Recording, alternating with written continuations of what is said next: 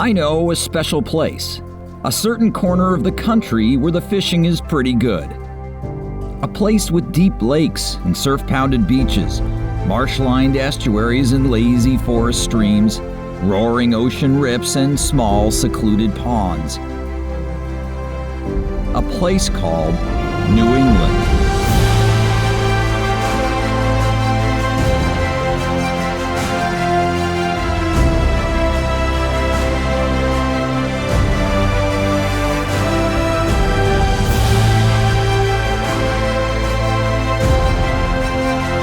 I'm Tom Richardson.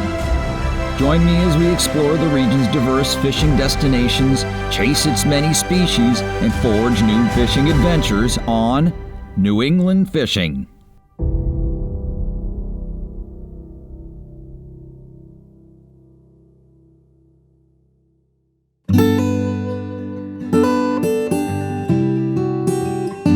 New England is filled with such an abundance of fascinating spots to fish that many simply fly under the radar of even the most avid fishermen.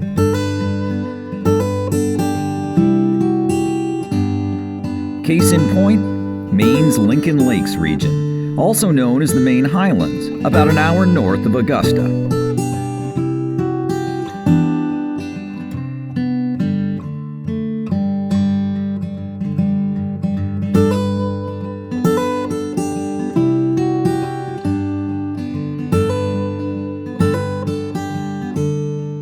I visited the area in August at the invitation of Nancy Souza and Keith Carpenter, proprietors of Sleeping Bear Campground and Cabins in the town of Lee. As I was soon to discover, Sleeping Bear makes the perfect base camp for exploring the area's numerous lakes and ponds, as well as the nearby Penobscot River, which flows past the adjoining town of Lincoln.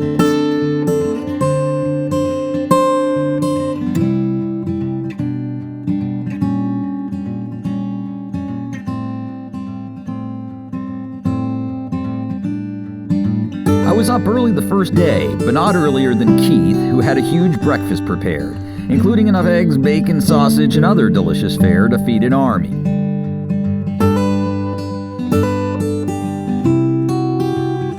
Joining us was local guide Ed Moninghoff of Blue Moose Hideaway Guide Service, a man who is well versed in the local fishing and hunting scenes. One look at Ed's grizzled countenance, and I knew I was in good hands. I got attracted to this area because of my bear hunting. The bearing I bought a lease out, bought another outfitter out. And I like to fish, so there's 13 different lakes here in the Lincoln Lakes region. I became a guide because I love hunting and I love fishing. That's my favorite thing to do, hunt and fish. I spent a lot of time in factory work, paper mills and stuff like that, and I got tired of it.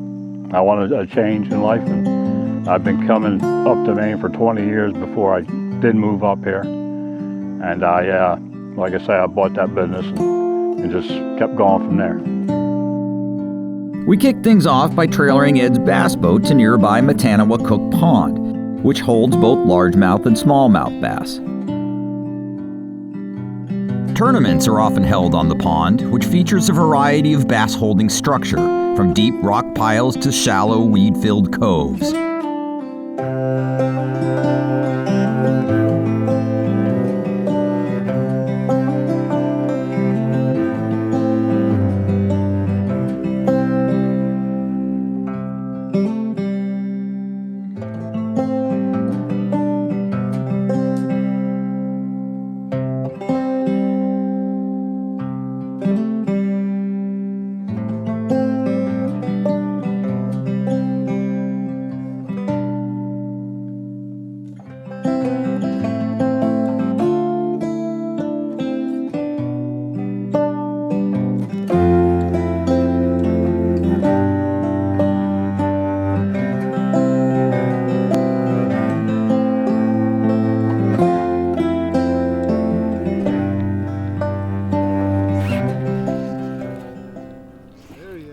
Yep, that was no perch. Perch? Nope, that ain't no perch. All right, excellent. Let's see what you got there. Oh, Ed doesn't want to lose this fish. No. That's a nice fish, huh? Oh yeah, that's a nice bass right there.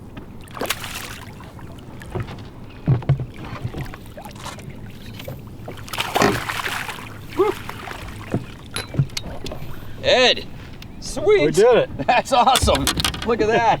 There are fish. There are big bass in this lake. Yeah. You're right. He's just a little one. Oh yeah. Well, it's a good size. Yeah. I wouldn't, say that's that small. I'd be happy catching a fish like that. Look at that. All right, good. We're on the board. Like I said, they're getting bigger, right? Yes, they are. That's right. So Now the next one, we gotta get bigger. the next one's going to be 5 pounds. Let's hope so. Let's hope so. All right. Excellent.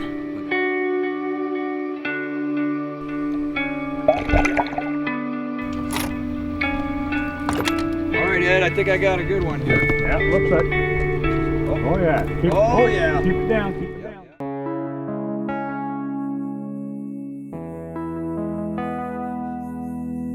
After sampling Matanacook, Ed suggested we try a different spot.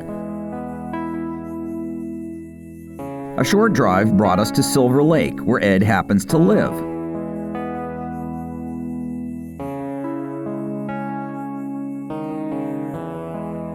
After launching, we headed to a rocky drop-off and began casting lures as a late afternoon thunderstorm rumbled ominously in the distance. Oh, there we go. Now that looks like a largemouth. Do you have largemouth here in this lake? All right. Let me get the net. There we go. Woohoo! All right, Ed. Fish on. Here we go. Fish on board. Now, stir, but Nope, it's a start. it'll do, right? Yep. Awesome. Okay. Different lake, same fish, though. Yep.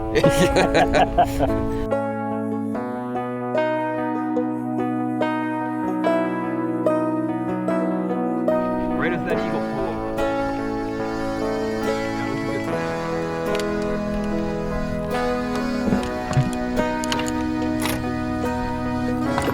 All right, Ed, I think I got a good one here. Yeah, looks like. Oh yeah. Keep it down. Keep it down. Yeah. Bow to it, right? Nice and large now. Yeah.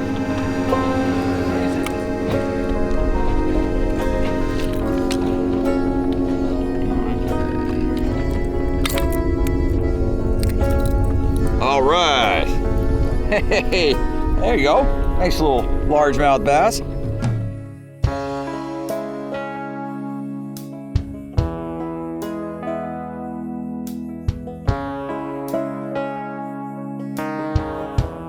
The action was slow at first, but the approaching storm seemed to rile the fish. Even the local loon family began to get frisky.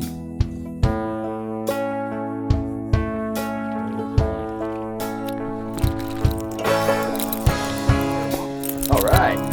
That was right where I saw a fish jump earlier there, Ed. Yeah. Or I mean, it came up to the surface. Oh, yeah.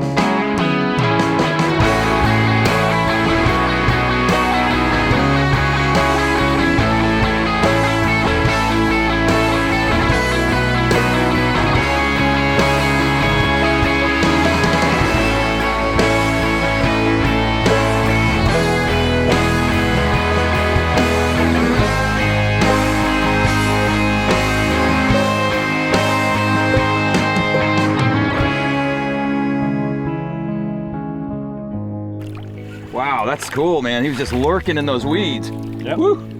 Nice. that the best one of the day, you think, Ed? Yep. Beautiful. Yeah, I got them. Now can they survive with one eye? Yeah, they can. Yeah. They're tough critters, huh? Yep. Can you see that hook in there? Yeah. I really love the bass fish. That's my favorite fishing right now. I think the biggest challenge is figuring out what the fish are going to bite on. The weather's got a lot to do with it. It's like today we had hot, high suns. It's one of them dog day, fishing days. I like to try use different lures to try to figure out what they're going to hit, what the presentation's going to be, how you got to present it, how you got to tune the lures. I do a lot of tuning on lures. Fish number 2. Oh, nice fat one. That is. Big one. Fatty.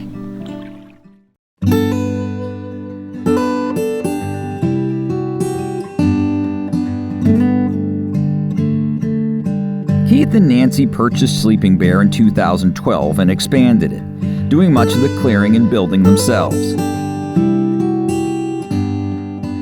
Today, the tidy campground comprises a series of well-appointed housekeeping cabins, RV and tent sites, 2 bathhouses, and an event pavilion. All of it convenient to hundreds of miles of ATV and snowmobile trails.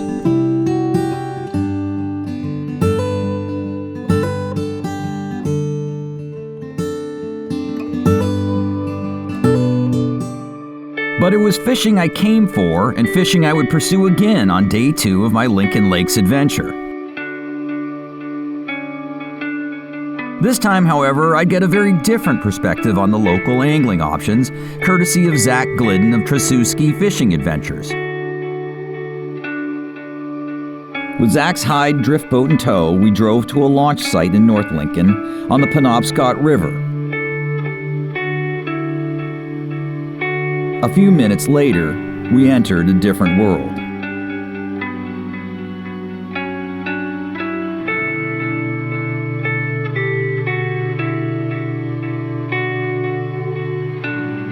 There are not a lot of drift boats. Every river section might have maybe 2 or 3 guides that have one. And it's something that a lot of clients will call up for and be looking for. And if you don't have one, you're kind of out of luck a lot of times. So it's very nice to be able to offer that to your clients. Yeah, I think it offers you a better experience in some aspects. It's a more relaxed float. You don't get the engine noise. It's a little bit like a closer contact with your guide. He's kind of in between the 2 sports in the middle rowing. As you get a nice banter going, it's a nice float.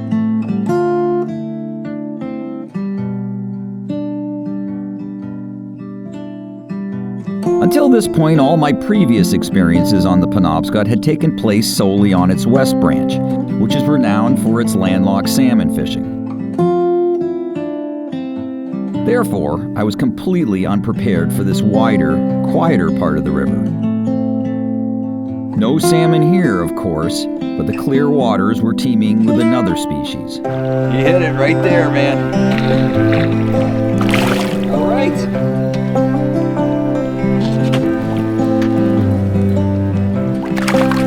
There it is, man. There's our first Lincoln Lakes area smallmouth. There, he's been elusive. He's been eluding us this whole time, and now we got one. Beautiful. So that's what it's all about right there, right. Huh?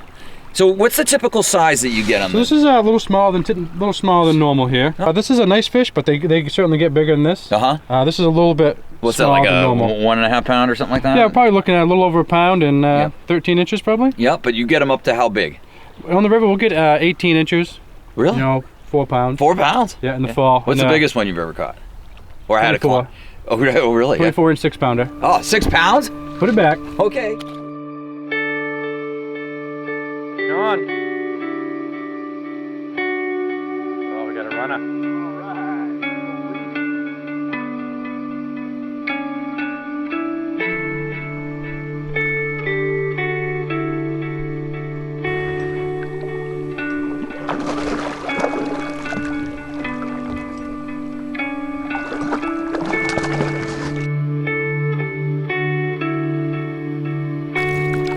Fish number 2. Oh, nice fat one. That is. Daddy.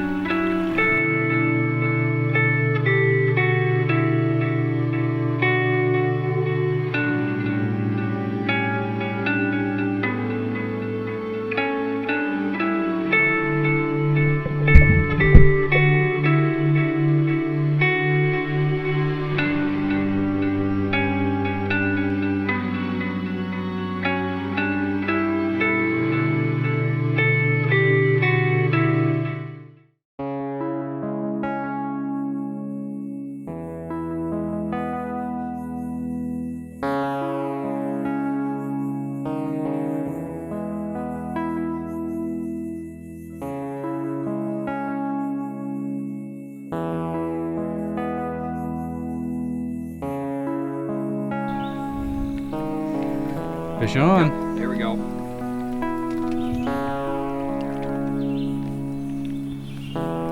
Nantucket sleigh ride. It's gonna jump. Nice.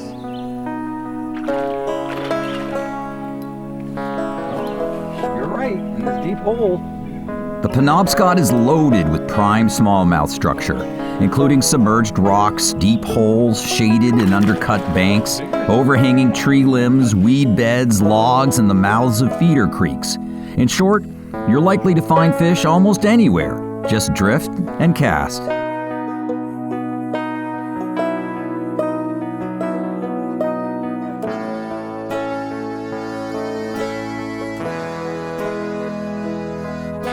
We drifted through that long weed bed, and now we're at the end of this island here. Yeah, so we come down the weed bed to the tail end of the island. We get the water coming around. Hey, there he is. Guess what? As if on cue. Oh, Nice. cool guy. So yeah, so tell me, explain this spot that we anchored here. So the tail end of the island, we got a bunch of ledge coming out from shore, the water coming around and then down off the weed flats. Get a nice deep hole here, hold some nice fish. How deep is it? We're probably looking at about 15 feet. So in a river that's only 4 to 8, 15's a nice hole. Sure.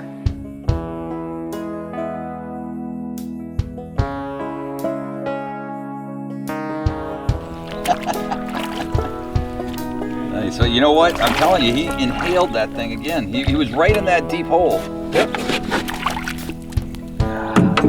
We're gonna need the pliers on this one. But look at that one, huh? So look at that pronounced like hump on his back. Yeah.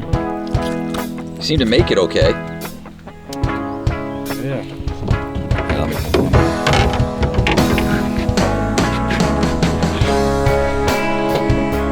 Word of warm fit. Ugly and ugly. It gets uglier and uglier.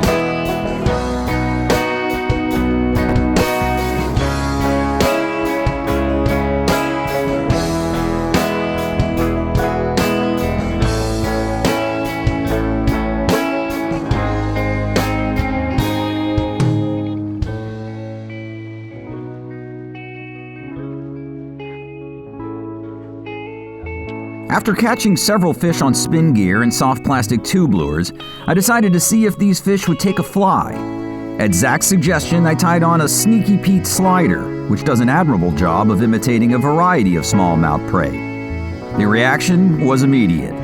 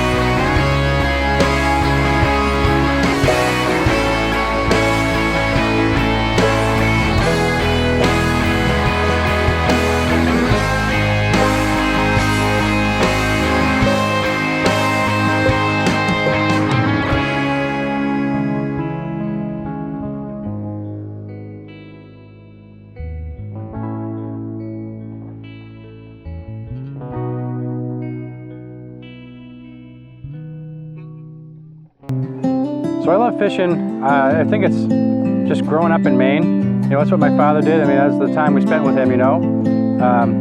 He worked nights, and so we never saw him much except for on the weekends. We always went fishing, and I think that was the start of it from there. And it just, you know, went on throughout my life, and it's a great hobby, it's a great pastime, great stress reliever.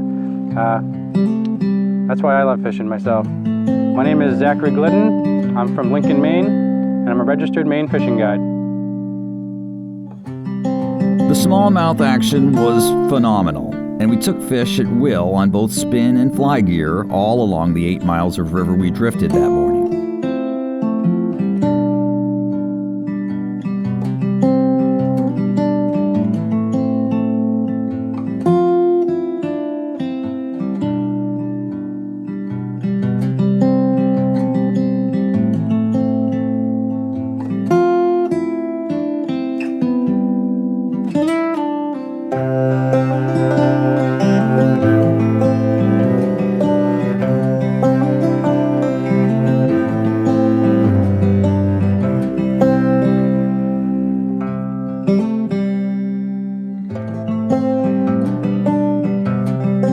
Perhaps more remarkable was that we only saw one other person the entire time. It was an eye-opening experience, and I vowed a return to this stretch of the Penobscot.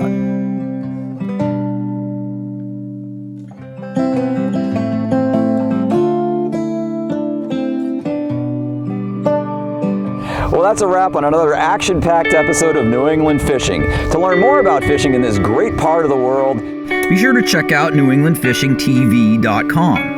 The site is filled with great articles, videos, gear and boat reviews, fishing news, and much more. And don't forget to order your copy of New England Fishing Magazine, a big, bold, glossy publication packed with informative how-to articles that will help you catch more and bigger fish all season long. Until next time, I'm Tom Richardson for New England Fishing. Thanks for watching.